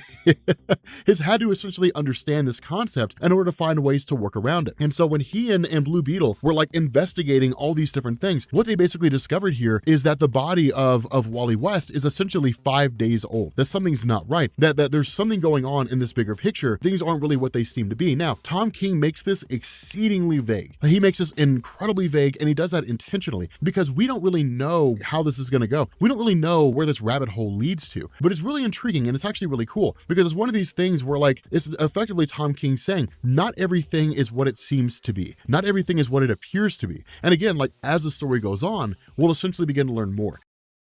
Okay, so picking up with Heroes in Crisis Part 6, like a lot of the story that we've seen so far is kind of split into sections. And so we're going to kind of take each one of these, because what it does is it actually sort of bounces back and forth between a guy named Narc and then Harley Quinn and then Wally West. So we're going to kind of take these in segments. But with Harley Quinn, like hers is really the most straightforward, because what's ironic about this is that with Sanctuary, Poison Ivy had shown up here presumably for the sake of like getting help. But for the most part, Poison Ivy's just kind of like, I'm fine the way I am. This is really more for Harley Quinn. So it's really more that like she snuck Harley Quinn in there, which is kind of a bad guy doing what a bad guy does, I guess. But the gist behind this really seems to be more towards kind of leaning towards the idea that there really kind of appear to be some criminals out there who are just incorrigible. And the indication seems to be that Harley Quinn was perceived as being one of those criminals, that there was really no way to help her. There was no way to make her better. But the cool thing about this is that Tom King kind of hits on the idea that she's not that far gone. What she needed was the right kind of treatment. And the way this seems to kind of come about is when Poison Ivy starts helping Harley Quinn by basically creating like these manifestations of the Joker. And what they do is go through and essentially like torment the Joker and kill him, destroy him, that kind of different thing. Because that's what the Joker did to Harley Quinn. And that's one of the things to bear in mind here, is that a lot of those themes that weren't necessarily hit on, that were really hit on the nose in Batman the Animated Series certainly were in the comics, that the Joker was exceedingly abusive, but Harley Quinn kept coming back due to some warped perspective of what love is supposed to be. Now, how Harley Quinn got to that point is really kind of reflective of whatever her origin story is, right? I mean, she's got one origin story in Batman the Animated Series. She's got another origin story in the actual DC Comics, and then she's got another origin story when she was rebooted in the New 52. But throughout all of those, the common themes are basically that Harley Quinn, in some form or fashion, was kind of brought up with a victim's mentality, with kind of like an abusive mentality. So it's kind of strange the way it all plays out. But again, it sort of makes sense with her character in terms of how she's progressed so far. So like literally Poison Ivy's using her vines to like kill the Joker. Like the Joker's like killing himself, basically like cutting his own throat. Is basically using these things as a means to kind of help Harley get past the kind of pain that she's experienced and stop seeing the Joker as someone that could legitimately torment her and see the Joker as somebody who's just easily killed. Because in a lot of ways the Joker's really like an easily killable guy. The story of Harley Quinn kind of ends when the alarm bells go off, basically saying like, there's an emergency, you guys all need to make their way to the exit. Because Harley's not supposed to be there, Poison Ivy tells her, stay here, I'm gonna go see what's going on. And then of course, as we know, Poison Ivy dies. And so what we end up doing at this point is we switch over to Wally West. Now for Wally West, it's kind of interesting here because the big torment of Wally isn't necessarily like any sort of scenario he's been put through as a hero with regards to like a villain he faced that took like an emotional toll or anything like that. It's being cut off from the world. Like that's the torment of Wally West. That when everything happened with Flashpoint and the characters were effectively rebooted, Wally West was stuck in the Speed Force. So when Barry Allen came out, when the whole reboot finished, Barry Allen had like his whole life and he was so sure of the life he lived being the right one, with like Donna Troy and Dick Grayson and all those characters living their lives. They've effectively lived their lives the way they're supposed to. Wally West is suddenly being thrown in here, and because of the fact that like this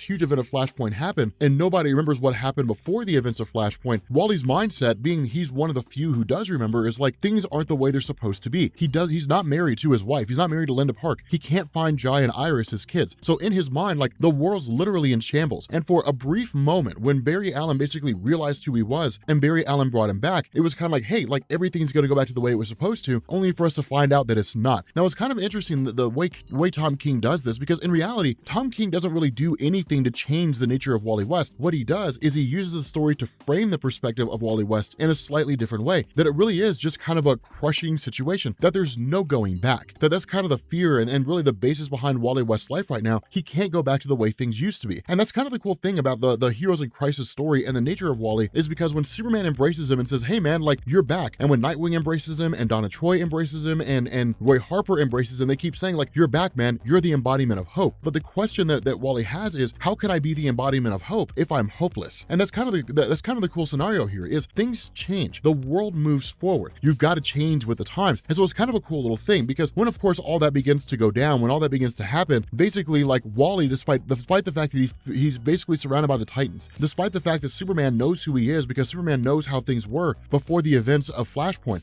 despite the fact that he's surrounded by like Barry Allen, Iris West, these people that essentially know who he is, it doesn't change the fact that Wally West in his entirety feels completely alone. He feels completely alone and cut off, because from his perspective, he's in a world that he doesn't belong in. And so that's what makes it kind of crazy. And so again, it's really interesting, because again, like the alarm bells go off and then it all kind of comes to a head. Now again, we'll get to that point here in a second in terms of what comes next. But at this point, we jump back to a character named Narc. Now, Narc was a character who originally appeared back in 1971 by Steve Skeets, I think it was the guy who created him. But essentially, he's like an old school pre-crisis character. But essentially, like this version of his character is kind of reminiscing on how things were were back in the early days of his life. And in the early days of Narc's life, he was just like a Neanderthal, right? Like he was a caveman essentially. And what had happened was that a meteorite had struck the earth, and then a fraction of that meteorite, some of the crystal composed inside, bonded itself to him and basically like jump-started his intellect, made him super smart. When that happened, of course, eventually he was frozen in ice. And then basically he was stuck there for like hundreds and thousands of years until he was eventually discovered by like the Teen Titans. Being discovered by the Teen Titans, he was essentially let loose and then like kind of joined the team for a little while, and then his fate was never really specified. Now in the New 52, we ended up learning like that there was like a new version of him, but again, none of that really ties into like how his character quote unquote died according to Lilith in the pre-Flashpoint landscape. But again, at this moment right now, because of the fact that he's so intelligent, he reminisces on characters like Hobbes and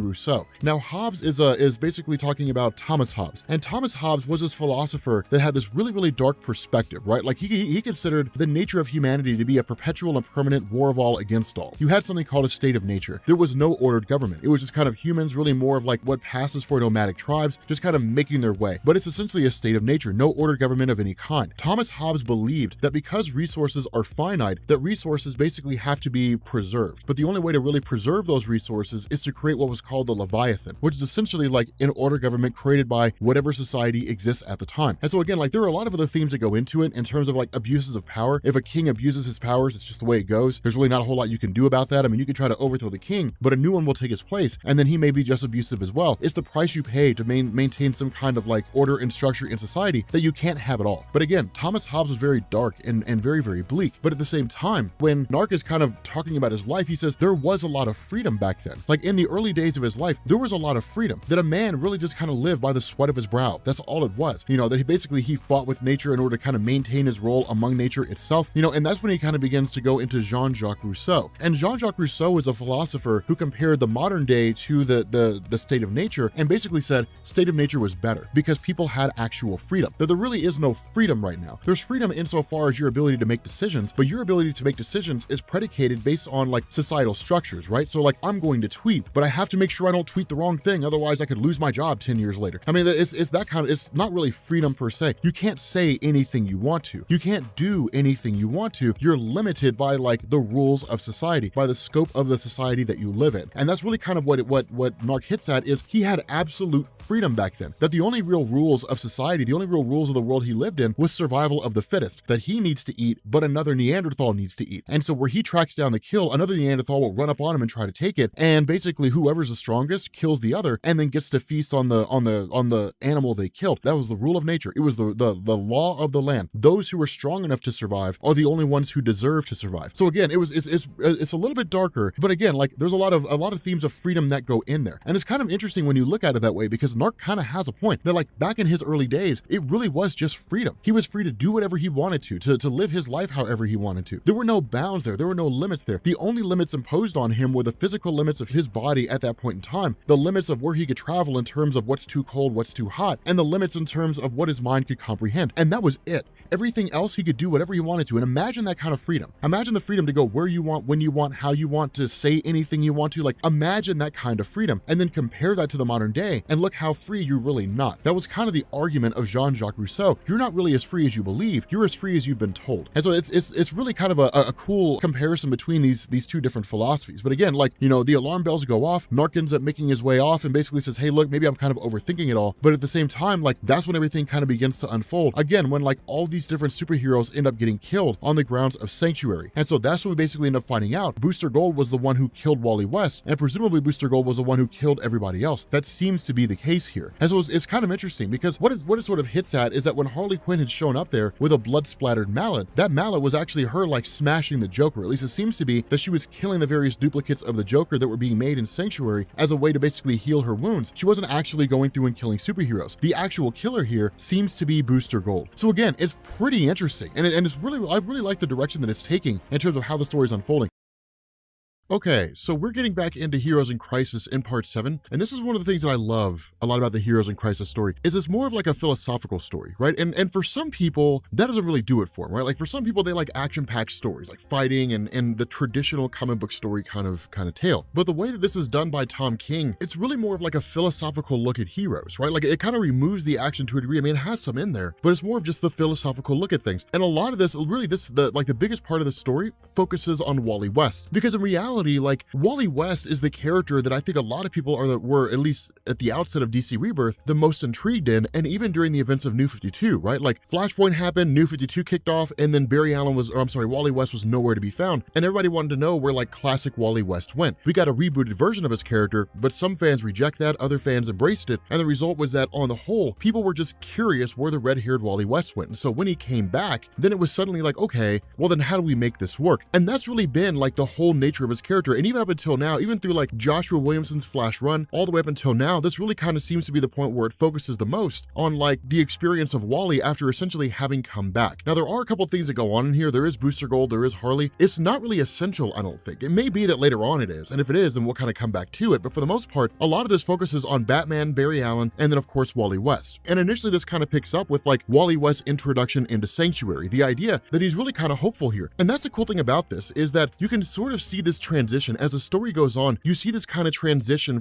with Wally West, where he's initially very hopeful and he's very optimistic in terms of the purposes Sanctuary can serve, right? Because the idea of Sanctuary was supposed to be a place of respite, a place where like people could go, where characters could go and kind of spill their deepest, darkest secrets, or in some form or fashion offer a revelation, or at the very least cope with the things that cause them harm in order to find some measure of peace. But it's basically Wally just kind of coming to terms with the fact that he's here, and he's sort of celebrating the fact that he can kind of move past all the struggle and strife that he's endured. Again, we'll talk about that here in a second. But one of the cool things about this is that what it does, it kind of transitions over to Barry Allen and Batman. Now, remember, when it comes to Batman and Barry Allen is really kind of on a warpath because of the fact that Wally West died. That's really kind of why he's playing the role that he is in Heroes in Crisis. That you literally had Booster Gold who showed up and kind of spilled the beans that Wally West died, and then Barry just kind of lost his mind, right? And then of course Batman's investigating because it's Batman. And so from here, it jumps back into Wally West again. Now, with Wally West, the cool thing here is that as he starts to go through this, he starts talking about progress, and he starts talking about all these things that are important to him. Linda, Iris, Jai, all these individuals, but the problem is that they're all gone. And as you look through this, you kind of notice like this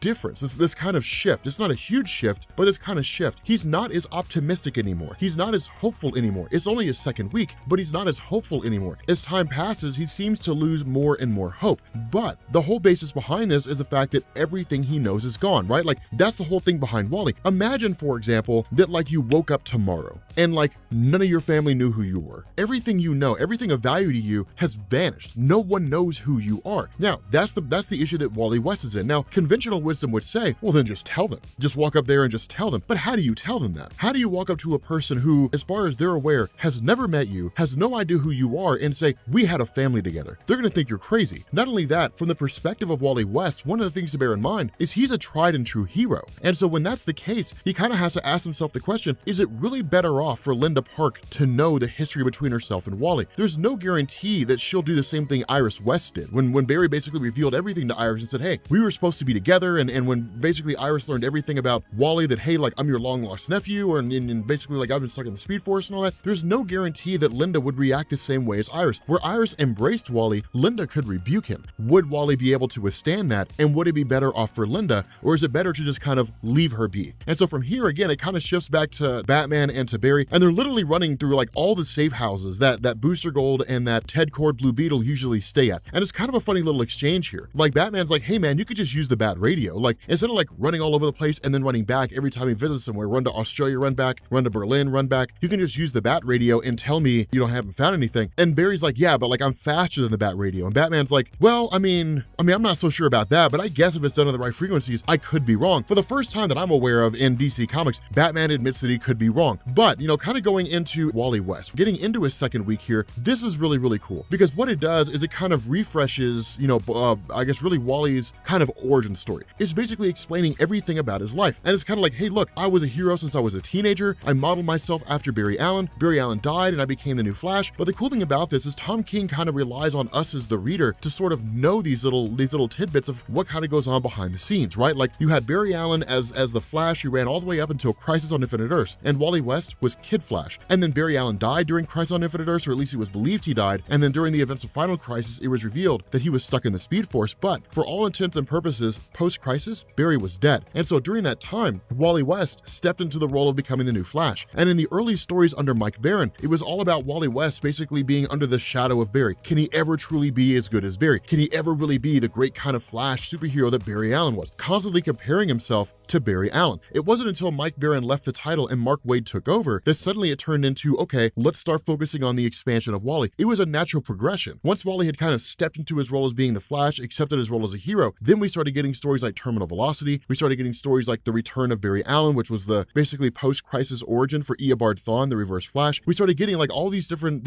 expansions on the nature of Wally, and then him growing, I guess him kind of moving on further, marrying Linda Park, who I think was a reporter at the time, eventually having Giant Iris, being involved in Infinite Crisis, Barry Allen actually coming back, during like the original Flash Rebirth event. It's kind of cool with all these little things, but Tom King kind of relies on us. That's one of the reasons why it's sort of a little bit of a goodie here, is because for somebody who's new, it's okay, cool. It's him doing his origin. For those who have been part of the Flash mythos for a long time, they can kind of look at this and say, okay, I understand where he's coming from, because like here are all the things that Wally West has been through over the course of his life as a hero. And that's why it's interesting, because what this does is it kind of really allows us to sort of expand and build on his character and like the depths of struggle and strife that he's been through all this time. And so when this happens, when suddenly like after all the things that he's endured, all the loss that he's endured, to in turn come back from the Speed Force and find out that no one knows who he is except for Barry and the Titans, his wife doesn't know who he is, and his kids are missing, it's a crushing experience. And so as he goes through here, one of the things I want to kind of do is I want to jump back to the very, very beginning of the story, because what this did is it kind of gave us this poem that Wally was sort of musing over. And what he says is that in the beginning, when he and Linda Park first got married, she read this poem off to him. It was kind of like her vow to him. And what he says is that this poem that she read was really more about like death and rebirth. It was about sometimes we lose things, but we can always get those things back. It's only how hard it is that we basically work for it. And it's kind of cool, because what he says is like, Narc, a character that we talked about in the last video, kind of explained it to him, and said that it's all about creation. It's all about making things. It's not necessarily about literally making things, but about how love makes things. That essentially it was really kind of a poem of hope that Wally West still has the chance to speak to Linda Park. He still has the chance to get her back. And by virtue of doing that,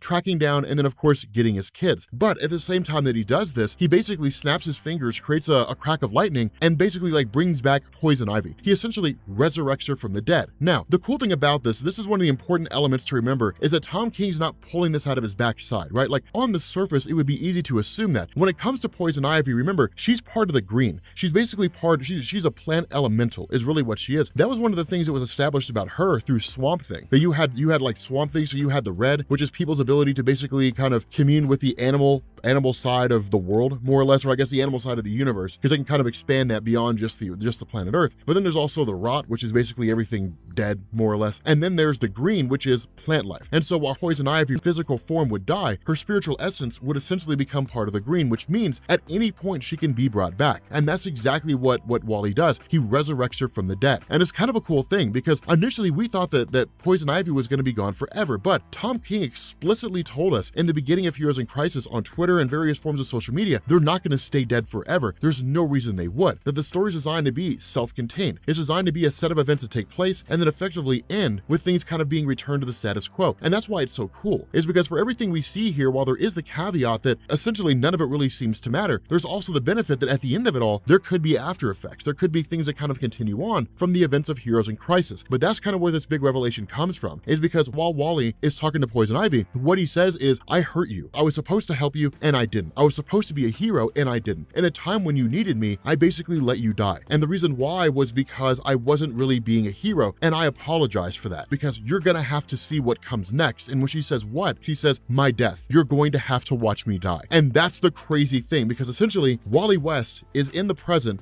watching himself die, presumably coming from the future or the past. We don't know.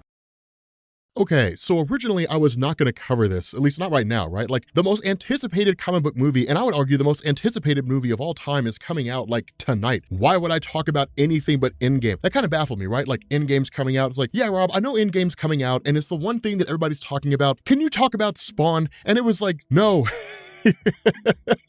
Absolutely not. But then like I read Heroes in Crisis 8 and I was like, oh my God, like I have to cover this, because dude, here's the thing, man. Dude, Tom King. All right, those of you guys who don't like Tom King, you're wrong. And I'm gonna tell you why you're wrong. So this whole thing was like a giant mystery, right? Like we didn't know who actually killed everybody at Sanctuary and Heroes in Crisis, like at least not in the beginning. But then it was revealed that it was Harley Quinn, but then it was also revealed that it was Booster Gold. And the question was, well, then who was it that did it, right? Because if we saw Harley Quinn kill everyone in the beginning, and then we saw Booster Gold kill everyone, then who actually killed everyone? It was a great big huge mystery. And so what this does is it basically picks up with like Wally West. And it's the coolest thing because what he basically says is like, this is my confession. And I was just like, wow, like right out of the gate. Like it's nuts. Like I am big. See, this is why I like slow builds, right? Like a lot of people out there don't really like slow builds. They like, I want the story told in 3 issues or less, which doesn't give you enough time to really build anything up. But slow builds are awesome because the payoff is usually worth it. And like, this is one of those instances where it was definitely worth it because when you go through this, he starts like literally Wally starts talking about how like he'd been there at Sanctuary for a few weeks, you know, and he was there to recover and all that kind of cool stuff. But the funny thing about this is he starts to talk about how he looked at himself in relation to everybody else. And it's one of the things that we weren't initially made aware of. What Wally basically says here is that with the nature of Sanctuary being what it was, that all these different people were there to basically cope with the struggles that they'd endured. Now we knew that, right? Like we knew the basis behind Sanctuary was that it was supposed to be a place of healing. And maybe your method of healing was just punching, you know, virtual reality drones. And maybe your method of healing was just meditation. Whatever the case was, all these different heroes and even some of the villains to a degree who were trying to reform were going through Sanctuary for the purpose of healing themselves, sort of healing their minds, healing their spirits and so on and so forth, so they could go forward having dealt with all this trauma. But for the most part, what we weren't really told and what really seems to be hit on the head here is that they were all in isolation. And it's kind of interesting because Tom King sort of made that ambiguous, right? Like all we really saw with regards to the various characters and heroes in Crisis is like what they were doing to heal. We didn't see what they were doing in their downtime. We didn't know if they were all like just kind of hanging out and mingling and talking, and if sort of socializing was kind of the healing method, which would have made sense. Because if you were Poison Ivy and you were trying to like get to a better version of yourself, then what better way to do that than to spend time hanging out with heroes, people who normally go through and save others. But in fact, all these individuals were in a compartmentalized space, that they were basically all isolated from one another. Now, again, that allowed for anonymity. It allowed for them to be able to basically function without anybody knowing what their confessions were or what they were doing to heal, which provided a lot more privacy, and it basically allowed them to operate with impunity in a small space without any real consequence for what it was that they were doing. But when Wally started looking at this, and when he started kind of focusing on himself, the conclusion that he came to was that he was crazy. Well, the issue here was that when he looked at Sanctuary, it wasn't a place where like all these people were going to heal. In the mind of Wally West, it was all just a front. Like literally everything going on in Sanctuary was designed for the purpose of making him feel like he wasn't that bad. And so what this means is that for the most part, when he looks at all the other people, they're basically actors, that they're there just to basically put on the show and make it all seem legit. And so he started asking these questions. Why is it anonymous? Why is it that nobody really knows what anybody else is doing? And he essentially just started to like feed into his own ideology, right? And that's kind of the cool thing here. That's one of the things that Tom King hits on, right? Like for whatever reason, we will develop an ideology, right? And then where the thought process used to be, you know, in a previous age of humanity, where the thought process used to be, here is an opinion I have, let me find facts that either, you know, confirm this opinion or conflict with this opinion. And if the facts that I find conflict with my opinion, then maybe it's time for me to reorganize my opinion. In this day and age, it's, I have an opinion, now let me find the facts to support it and ignore the facts that don't. And that's exactly what happened with Wally. Wally started going through and he developed this ideology, he's crazy. So then he started going through and looking at all the information and would either twist it and skew it or would ignore it if it didn't support his perception. And he would basically say like, this is all the information that shows that I'm a crazy person. This is all the information that shows that like all these things are messed up. And what he really kind of says here is that in his mind, that maybe some of it had to do with Linda Park. And the reason why is he says like, for the most part, he was isolated and alone. And that's the interesting thing about this, because when you look at Wally here, while he does do something pretty screwed up, in a lot of ways he's a victim. Because when you look at Wally post DC Rebirth, for the most part, aside from the Titans, there was nobody really there to kind of guide him and how to interact with Linda. Barry did to a degree, but the problem is that Barry was, he really took kind of a cowardly role, right? It's like, hey, Wally, you should go and talk to Linda. And Wally's response was, no, I don't want to. And then Barry said, okay, and then walked away. What Wally needed was to have his hand forced. What Wally needed was to be made to go talk to Linda Park, because Wally didn't know that's what he needed. And that's something that Barry should have been able to pick up on, because Barry was his mentor. And so following this, we see one of the coolest set of events unfold in the history of Wally West's character. So what Wally ends up doing is he basically sits down and he says, okay, I have to find out whether or not this is a show or not. I have to find out whether or not any of this is real. But the problem with Sanctuary, according to Wally, is that all the confessions that are made are literally split into like a billion different pieces. They're fragmented all over the place and then just kind of scattered out into wherever it is that they happen to go. But Wally is the fastest man alive. And so Wally's like, okay, well, then I'm just going to grab all the pieces and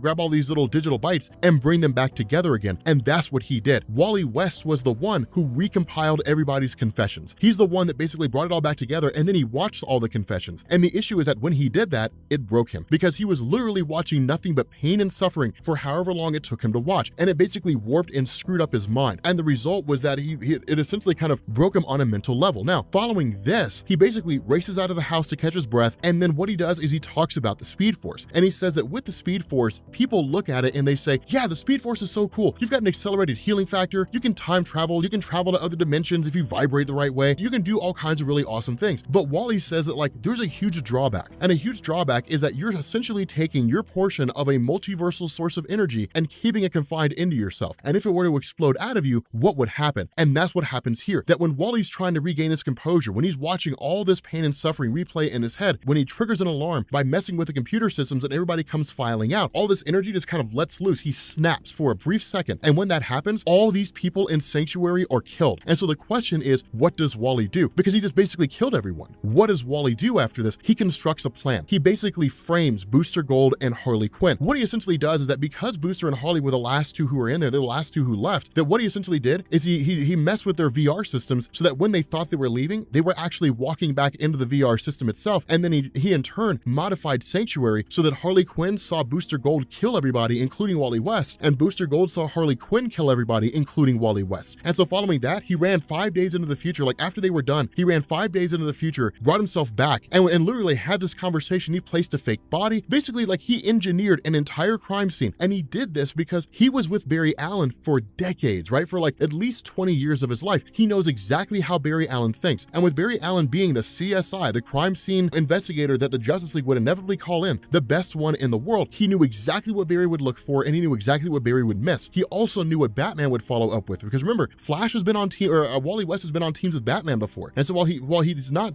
the best person to know exactly how Batman thinks, what he does know is how Batman functions as a detective. Wally West tricked Barry Allen and tricked Batman into believing that he actually died. And then what he did is he basically set up frames. He killed everyone and lied about it. And so following that, like he basically said, like, I had 5 days. I had 5 days to sit down and to create this confession. Wally West killed everyone, faked a crime scene, tampered with evidence, framed Harley Quinn and Booster Gold, all for the purpose of trying to find a way to basically escape a murder that he made and try to find a way to do something right to make up for what it was that he did wrong. And the only conclusion he could come to, the only thing that he could figure out, the only thing that he believed he could do right in order to correct what it was that he did wrong was to confess, to send this confession directly to Lois Lane. And it's crazy because what this basically means now is that like Wally West is a murderer. Now, given the circumstance in terms of how it unfolded, one of the things that you guys will usually always notice when it comes to superheroes in various comic books, superheroes in Marvel, superheroes in DC, is they usually get a pass, right? Like that was one of the best lines of Secret Empire. To kind of sidetrack here from Heroes in Crisis, that was one of the best parts of Secret Empire when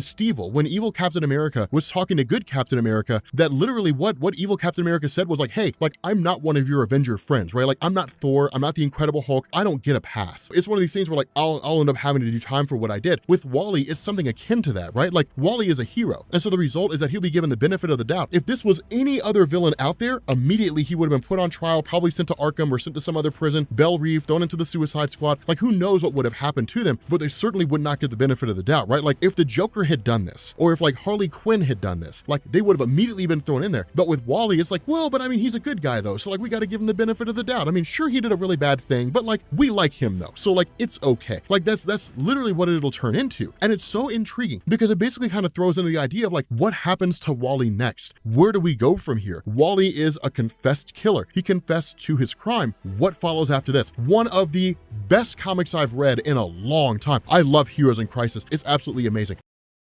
Okay, so you guys have been asking for it, so we are finally covering the conclusion to Heroes in Crisis. Also, FYI, Tuesday, Thursday, and Saturday, we're covering Dark Phoenix Saga, so that we can have that out for the weekend. And then we jump back into your regularly scheduled programming, which is basically almost everything coming out from Marvel, because we have a lot of catching up to do. But with Heroes in Crisis number 9, this basically answers the question that everybody's been asking: why did Wally do what he did? How did it all unfold? What's going on, right? Because with Heroes in Crisis, like we have had questions answered, but it's been kind of cloak and dagger and kind of murky, and it's kind of been like half answers. And so it's just sort of like, all right, like we need a definitive explanation to all of this stuff. And so what this does is it initially picks up with the arrival of Batgirl, of Booster Gold, of Blue Beetle, and Harley Quinn. Now, remember, these four have been just essentially like figuring everything out, or at least trying to figure everything out. And under normal circumstances, we would assume Batman would be the one to arrive to the conclusion about everything. But remember, Harley Quinn and Booster Gold were the ones who were on the scene. And so the result is that they actually kind of have an insight into what's going on that nobody else in the Justice League has. At the same time, they were believed to have been the killers. And so they were essentially underground. And so what you had was Batwoman and Blue Beetle, who basically ran up on them. Now, of course, Batwoman running up on Harley Quinn was kind of pairing the two together, even though they've never really been like direct enemies. Harley Quinn's more of like a Batman enemy, but also kind of an enemy of the Bat family, right? But like in terms of who she comes into conflict most, it's Batman. That's kind of what we expect from her character, really alongside the Joker, or even by herself when she's on a team with Gotham City Sirens. But the fact remains that with Booster Gold and Blue Beetle, again, this makes sense, right? For the people who have been reading DC for a while, Booster Gold and Blue Beetle go way back, like they're exceedingly good friends. And so when Booster Gold shows up on the doorstep of Ted Kord and says, "Hey man, I didn't do this, you have to believe me," Ted Kord's response is, "Okay, then let's figure out who did." And that's kind of why we have all these guys here. And so when Harley shows up, they're immediately met by the arrival of like Poison Ivy. And this is kind of a cool thing. It's actually a cool little moment here, because when it comes to Harley Quinn, while we do see the human side of her in the sense that like she feels emotion, she cries, she loves, things like that, it's usually accompanied by like insanity or some crazy set of circumstances. We very rarely ever get to see Harley Quinn just be a tried and true person, right? And it's one of the things that we tend to forget, that like at the end of the day, despite her various escapades with the Joker, and even with Poison Ivy, despite her dealings with the Suicide Squad and so on, Harley Quinn is still, for the most part, a rational person. She's crazy, but she's not like Joker crazy, right? She's not like off the deep end, never to return to sanity. And the funny thing about this is that Poison Ivy is kind of her anchor to her sanity, right? It's like the one person that keeps her from like falling over the edge. The two have been romantically involved. They were a couple up until the point when like Poison Ivy basically died. Now, this is also a very big revelation here that's really kind of built on from the last issue, from the last couple issues, and is kept going by Tom King. And it's basically the idea that Poison Ivy is essentially immortal, right? Like she has, like what she does is something akin to like Voldemort and the Horcruxes, right? Like so long as those Horcruxes exist, Voldemort would always come back. The idea behind this is that with Poison Ivy, a part of herself was put into a flower, and then that flower was planted, of course, by Wally West 5 days after she died. And what that means is that so long as she puts an essence of herself into some part of the green, then she can always basically remanifest. She can return. Now, of course, for those of you guys who are coming into this brand new, the green is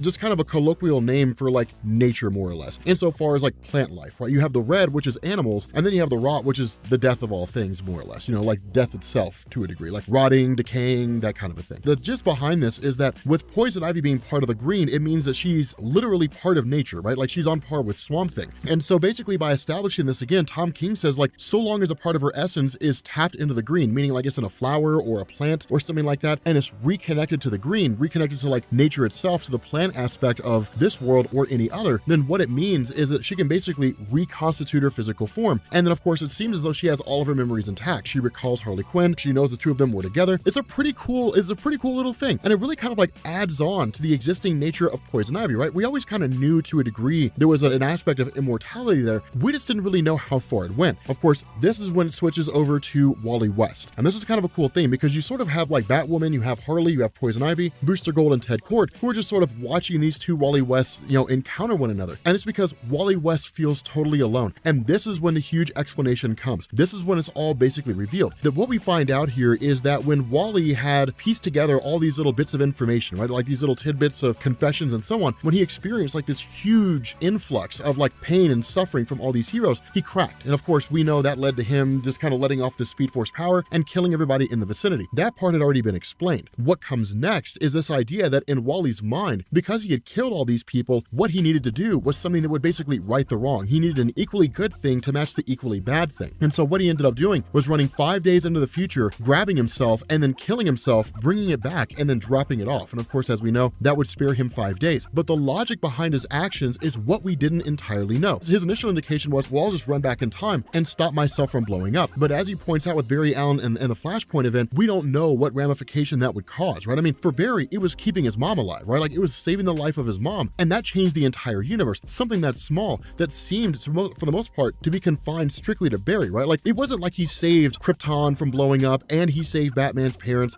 and he prevented Joker from being thrown into like the vat of chemicals at Ace Chemical Plant, and he stopped Two-Face from being splashed with acid. It's not like he did all those things, right? It's just he saved his mom's life, and that fundamentally altered the entirety of the universe. Now, Doomsday Clock is kind of hitting on that and saying, well, it really may have been more Manhattan than like Barry Allen, but at the end of the day, the actions of Barry fundamentally changed the way the universe was organized and structured. And what Wally was doing is he was looking at that and saying, okay, all Barry did was save his mom's life. Now we're talking about me going back in time and preventing the deaths of a whole bunch of heroes. We have no idea what impact that would have on the universe. So he said, okay, that's done. Then the question became, okay, then what good can I do in order to fix this? And that's why he basically compiled all that information, all the confessions, released it to Lois Lane, and then had her dump it to the press. It forced the hand of Superman. Is because what it did is it forced Superman to come out as like the world's premier hero, right? Like the one hero everybody looks up to, and the one hero that pretty much everyone trusts came out and said, guys, what you've seen is real. It's not a dupe, it's not a trick, it's not some CGI Adobe After Effects. It's us as heroes confessing our darkest moments, the things that we regret the most, the mistakes we've made, and basically saying like, we're humans, we screw up, we feel pain and all that kind of stuff. We don't show you because you have to look up to us. And what are we if we're emotional, if we feel pain and we feel suffering and we want to give up sometimes and we do bad things? If we're not the people you've built us up to be, then we're nothing different than you. And if you can't rely on us to save the world, then you have to rely on yourselves to save the world, which can lead to absolute anarchy, because then suddenly everybody becomes a vigilante. You need us to be heroes, and you need to see us as heroes. Therefore, we could not let you see us as anything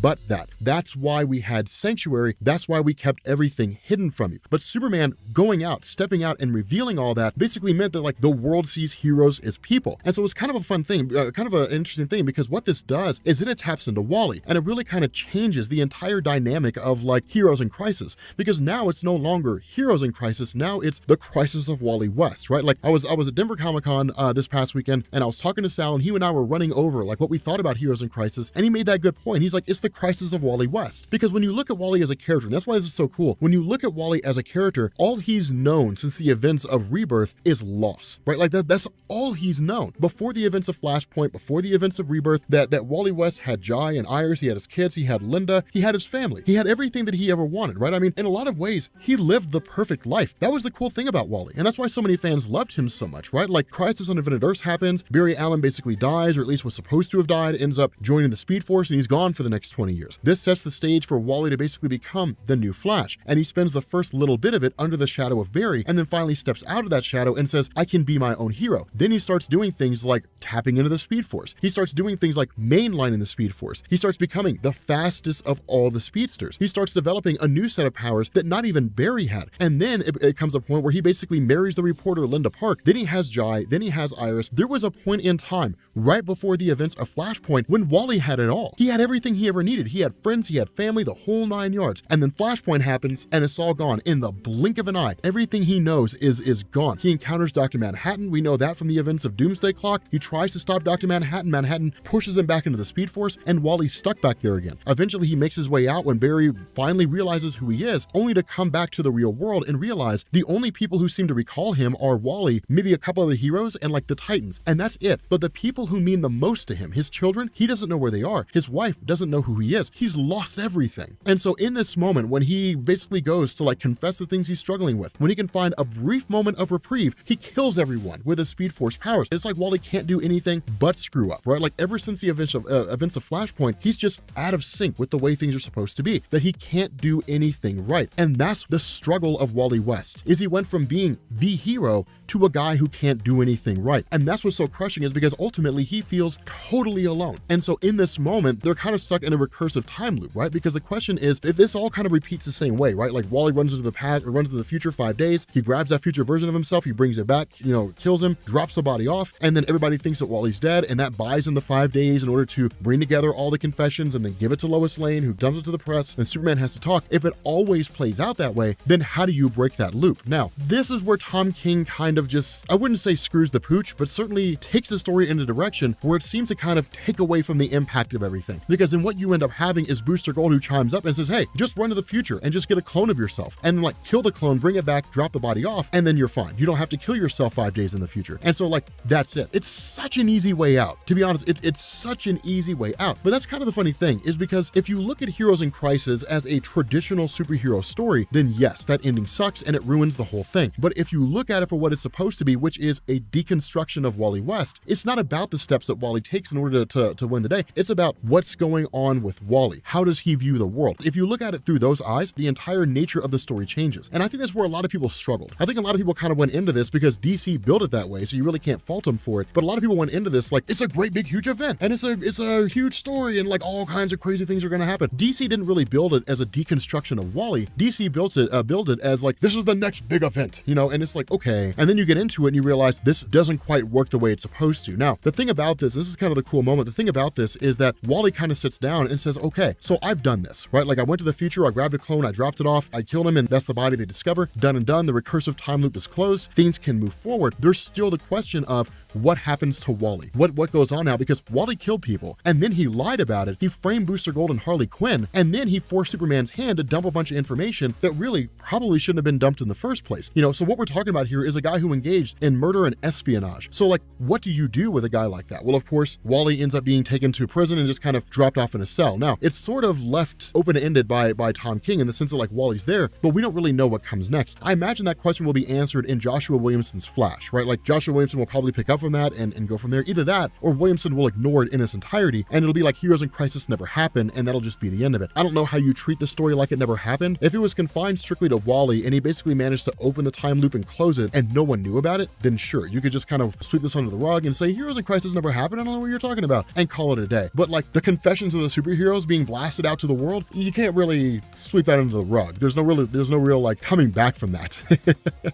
But at the end of the day, again, Heroes in Crisis, you know, like I said, if you look at it for what it is, right, like the way it was designed to be viewed, then it's a beautifully done story. But the issue is that a lot of folks were kind of let in under the belief that it was a big Crisis crossover kind of Grand Poobah event, and that was it. So I don't know. I mean, I'm curious. What do you guys think? I'm curious what your opinions are, because I'm sure they're going to vary. I'm sure there are going to be people who are going to be like, Heroes in Crisis sucked, and there are going to be people who are like, Heroes in Crisis was amazing. So I'm curious what your all's response is, what your all's thought is. I enjoyed it, but again, I think the ending kind of took away from what could have been a great story, even with it being a deconstruction of Wally. But nonetheless, let me know what you guys think. If you are new here to Comics Explained, make sure you guys hit the sub button to become part of the Rob Corps. If you guys enjoyed this video, then make sure you drop a like, and yeah, I will catch you all later. Peace.